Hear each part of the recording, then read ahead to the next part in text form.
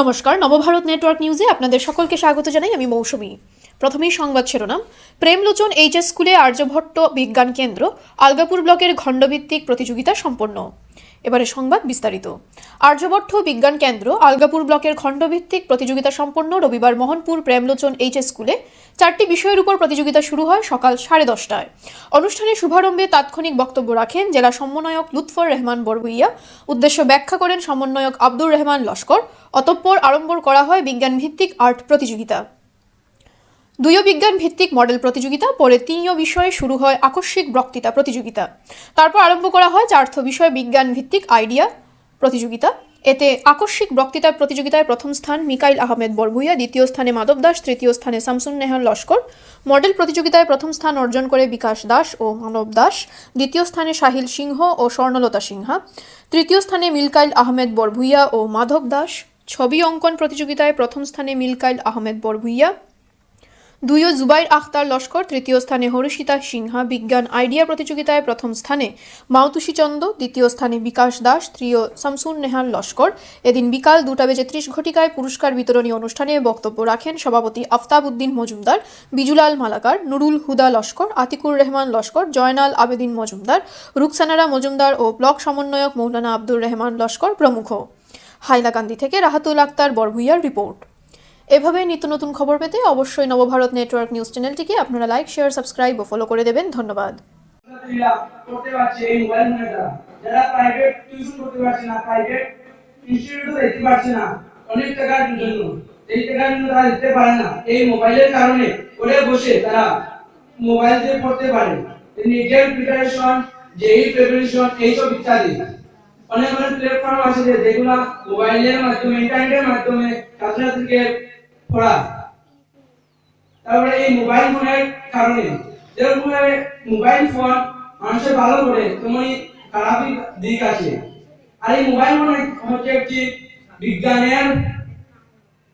বিজ্ঞানের একটি অপূর্ব প্রমাণ। এই বিজ্ঞানের কিন্তু ভালো দিক এবং খারাপ দিক আছে, তেমনি মোবাইলের ভালো দিক এবং খারাপ দিক আছে। আমরা যে কোনো জিনিস বেশি অতিরিক্ত করে নিলে সেটা আমাদের জন্য অভিশাপ হয়ে দাঁড়ায়, আর সেটা যদি তার যেরকম ব্যবহার করা হয় সেরকম আমরা ব্যবহার করি তাহলে আমাদের জন্য উপযোগী হয়ে থাকে। আমরা ছাত্রছাত্রীরা যদি এই মোবাইল ফোনকে ভালোভাবে ব্যবহার করি আমাদের পড়াশোনার দিকে আমাদের আরো অ্যাডভান্স হয়ে উঠবে। আর যদি আমরা অতিরিক্ত ইনস্টাগ্রাম, ফেসবুক, ইউটিউব এইগুলাতে অশালীন জিনিসগুলো দেখি, সময় নষ্ট করি, তাহলে আমাদের এই কাজে আসবে না এই মোবাইল। আর এই মোবাইলের এত যে উপযোগী যে আমাদের পকেটে সবসময় থাকে, এই কম্পিউটার আমাদের নিয়ে এদিকে যাওয়াটা একটু অসুবিধা হয়ে যায়, কিন্তু এই মোবাইল আমাদের পকেটে খুব সহজভাবে আমরা বহন করতে পারি।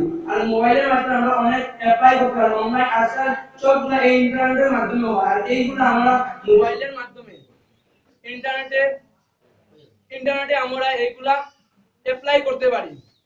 অনেক জব আছে যেগুলো আমরা ঘরে বসে বিনা খরচে আমরা নিজের মাধ্যমে নিজে করতে পারি অ্যাপ্লাইগুলা। তারপরে আমরা দূর দূরান্তের খবরগুলা নিউজের মাধ্যমে আমাদের কাছে আসে। তারপরে কারোর সঙ্গে যোগাযোগ করতে চাই তাহলে এই মোবাইল দ্বারা আমরা যোগাযোগ করতে পারি ফোনের মাধ্যমে।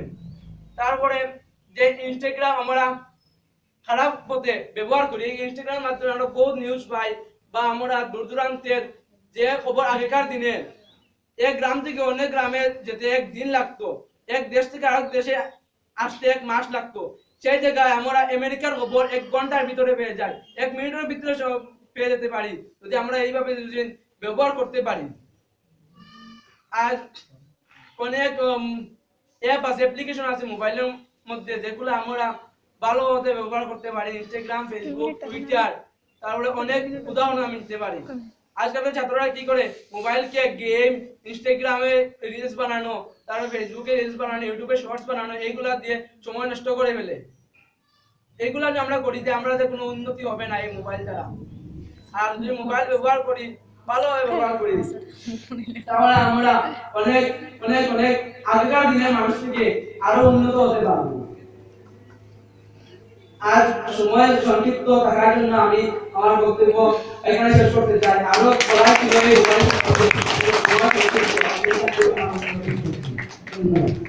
ধন্যবাদ বিজ্ঞানী আমাদের বড়ুইয়া অতি সুন্দরভাবে বিষয়টা উপস্থাপন করার জন্য অশেষ ধন্যবাদ।